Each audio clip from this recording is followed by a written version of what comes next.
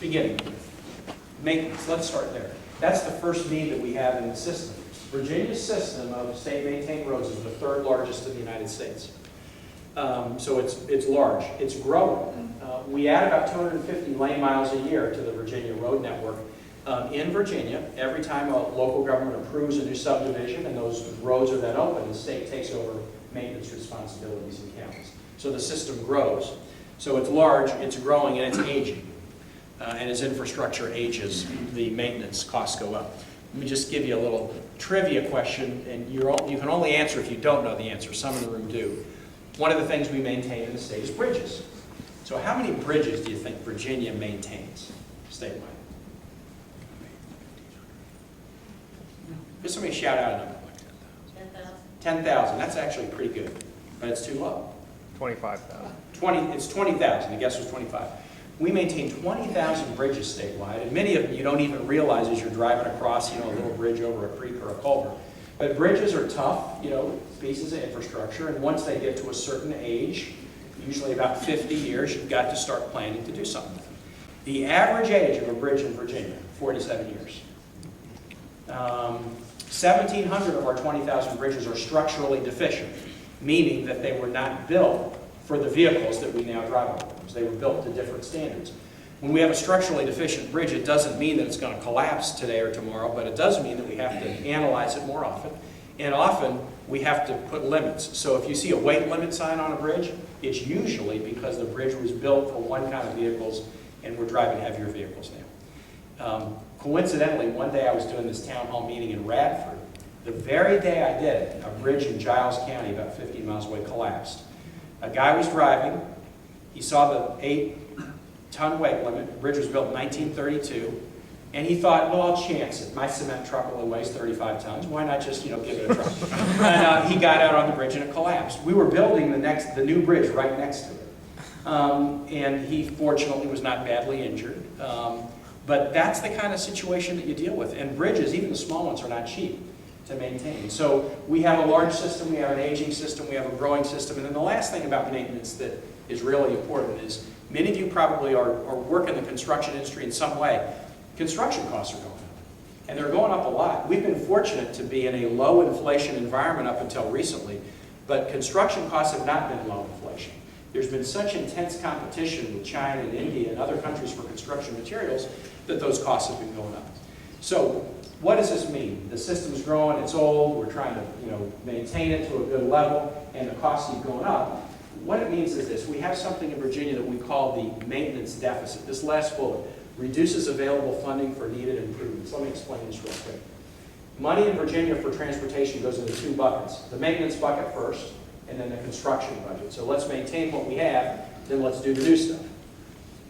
Beginning at the end of the Gilmore administration, the money going into the maintenance bucket was not enough to do the maintenance.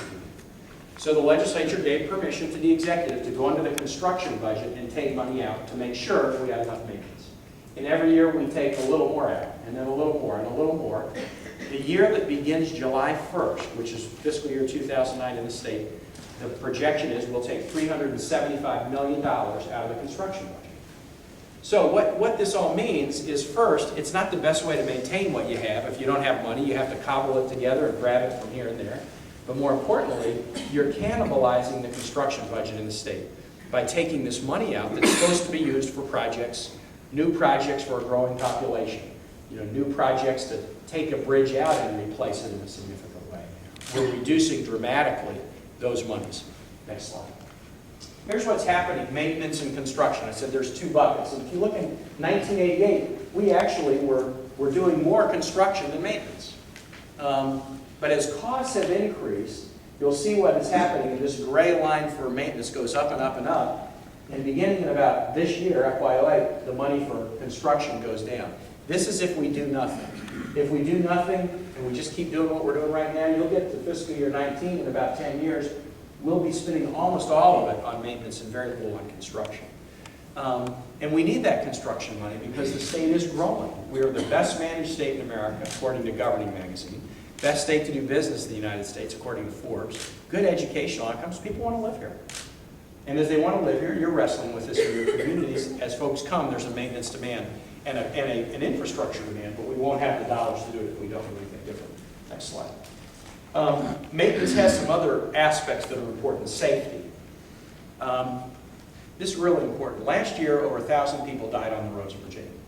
Now, a lot of folks who die on roads, it's drinking or maybe seat belts, but there are a lot of accidents on Virginia roads that are due to maintenance and due to insufficient attention to having an infrastructure where safety comes first. I was doing a town hall meeting not long ago actually speaking to a group in Charlottesville on this challenge. And the newspapers that day were filled with a story of a young high school senior in Charlottesville, a girl who had just been killed on Route 29 at an intersection that had been often marked for, we need to fix this intersection. The sight lines and the setup of it is not good. She was hit by a tractor trailer. In that instance, can I definitively say that if it had been fixed a couple years ago, she wouldn't have been killed? I can't say that. But there is a direct relationship between the quality of the maintenance we do and the safety of our roads, and that's extremely important. Another connection to maintenance and the roads and safety is in the area. We've got some great public safety professionals here, firefighters and EMTs. If you live in a part of Virginia where there's congestion, even a 1-minute difference getting an ambulance to somebody who's having a cardiac incident can make a big difference in how they're going to come out of it, or an automobile accident, or to somebody who is in need of a police response to something. And so where there's congestion, the condition of roads has a significant and direct impact. Getting firefighters to the scene of a house that's burning down. Seconds matter. And so this is an important safety issue. So we need, on a statewide level, we need additional revenues and tools to deal with a growing transportation challenge. Let me show you a little bit about what happens, how we plan. In Virginia, we do transportation on a 6-year plan. So the Commonwealth Transportation Board, and I've got CTB members here. Mary Lee, where's Mary Lee? Mary Lee, thank you for coming. The CTB, Commonwealth Transportation Board, every year does a 6-year plan, and they look at what we can do over the next 6 years, and they put it out there so that we can have some reliability about what we're going to be investing in. Local governments come and advocate for projects to be on the 6-year plan. Tomorrow, or was it today that the vote was taken, Pierce? Today. Today the CTB met, Cord Sterling, who's here from the CTB as well. The CTB met, and they reduced the 6-year plan in Virginia from what it was just a year ago by $1.1 billion. They reduced the maintenance fund by about $800, and the TTF, which is new construction, by about $300. Why did they do that? They did it for a couple of reasons. Last year, the legislature passed, and I worked with and then signed a transportation bill that had new money for transportation. It was put into the 6-year plan. But a big chunk of the plan was struck down by the court, and another chunk of the plan was repealed by the legislature. So monies that were going to be used had to be taken out. Second, we're seeing a reduction in other revenues that are coming into the 6-year plan. I don't know if some of you saw this story today. Americans in the 6 months between November 1 and the end of April drove 30 billion less miles than 1 year ago because of gas prices. Gas prices go up, people figure out a way to drive a little bit less.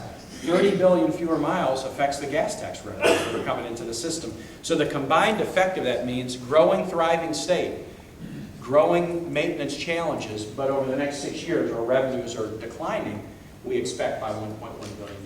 That's a recipe for real trouble.